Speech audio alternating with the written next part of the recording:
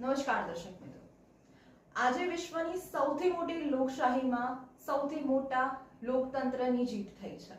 લોકસભાની ચૂંટણીના પરિણામોની જાહેરાત આજે થઈ ગઈ છે અને લોકતંત્રની જીત એટલા માટે કહીએ છીએ કારણ કે દેશની જનતાએ રાષ્ટ્રીય પાર્ટીઓને જનાદેશ તો આપ્યો છે, પરંતુ પૂર્ણ બહુમત નથી આપ્યો અને સૌને જણાવી દીધું છે કે સૌથી મોટું દેશમાં સંવિધાન છે અને દેશની જનતા છે. આ એટલા માટે કહેવું પડે છે કારણ કે એક પરિવારવાદ અને એક વ્યક્તિવાદની જે રાજનીતિ હતી એ ફેલ થઈ ગઈ છે. કારણ કે કેટલાક લોકોના ઘમંડ તૂટી ગયા છે તો કેટલાક લોકો ઉભરીને આવ્યા છે. 400 પાર 5 લાખની લીડના સુરસુરિયા થઈ ગયા છે.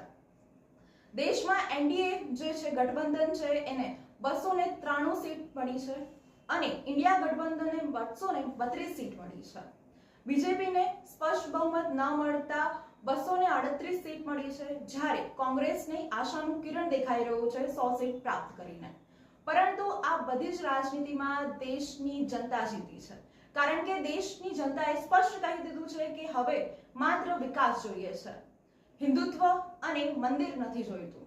આ નારાઓ હવે જૂના થઈ ગયા છે. દેશની જનતાને હવે ગરીબી, બેરોજગારી અને મોંઘવારી પર વોટ આપ્યો છે, કેમ કે દેશની જનતા હવે ત્રસ્ત થઈ ગઈ છે મંદિર મસ્જિદની રાજનીતિથી અને દેશની જનતાને હવે પોતાનો વિકાસ જોઈએ છે કારણ કે હવે દેશની જનતા વિકાસ માટે તરસી રહી છે.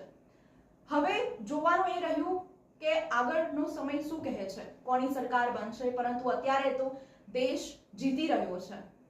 દેશે અત્યારે રાષ્ટ્રીય પાર્ટીઓને તો બહુમત નથી જ આપ્યું, પરંતુ સ્થાનીય પાર્ટીઓને બહુમત આપ્યું છે. ટીએમસી પશ્ચિમ બંગાળમાં તેમજ સમાજવાદી પાર્ટી ઉત્તર પ્રદેશમાં અને ઉદ્ધવ ઠાકરેની શિવસેના મહારાષ્ટ્રમાં જીતી ગઈ છે.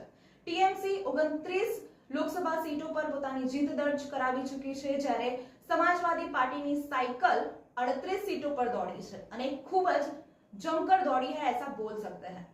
યુપીમાં યોગી સરકાર છે, પરંતુ યોગીજીનો રંગ આ વખતે યુપીમાં ના ચાલ્યો અને યુપીની જનતાએ સમાજવાદી પાર્ટીની સાયકલ પકડી છે અને વિકાસનો રંગ પકડ્યો છે. તેમજ આપણે કહી શકીએ કે જે મોટી મોટી લોકસભા સીટો હતી અને જે વીઆઈપી સીટો હતી એના પર સામાન્ય નાગરિકોની જીત થઈ છે અને દેશની જીત થઈ છે. અમેઠીથી જે હતા આપણા અભિનેત્રી અને કહી શકીએ કે દેશના નેતા અને રાહુલ ગાંધીને હરાવીને ખૂબ જ ઘમંડમાં આવી ગયેલા એવા સ્મૃતિ ઈરાનીજીને આ વખતે હારનો સામનો કરવો પડ્યો છે. તેમજ માધવીલતાજીને પણ હારનો સામનો કર્યો છે અને ઓવેસીએ પરંપરાગત સીટ જે હૈદરાબાદની હતી એ પોતાના નામે કરી છે. તેમજ વારાણસીની સીટ પ્રધાનમંત્રી નરેન્દ્ર મોદીએ પોતાના નામે કરી છે, પરંતુ નહિવત જનાધારથી જીત્યા છે અને રાહુલ ગાંધી જે વાયનાડ અને રાયબરેલી પરથી 4 લાખથી વધુ મતોથી જીત્યા છે.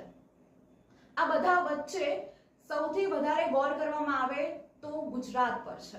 ગુજરાતમાં અનેક વસ્તુઓ જે ફેક્ટર હતા એ કામ કરી ગયા છે, જેમ કે હરણીકોટ કાંડ એ કામ કરી ગયું લાગી રહ્યું છે કારણ કે ભારતીય જનતા પાર્ટી જે ગુજરાતમાં પોતાનું ગઢ માની રહી છે અને ઘમંડમાં જીવી રહી છે, એનો ઘમંડ તૂટ્યો છે.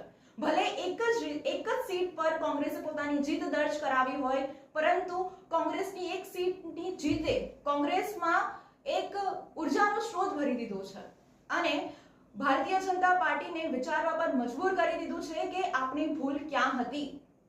કેમ કે જનતાને ભૂલવી જવું એ લોકતંત્રમાં તો ક્યારેય પોસાય એવું છે નહીં, કારણ કે કોઈ ઉદ્યોગપતિઓને ભલે આપણે માન્યતા રાખીએ, પરંતુ જનતા જ વોટ કરવાની છે અને જનતા જ તમને સત્તા આપવાની છે.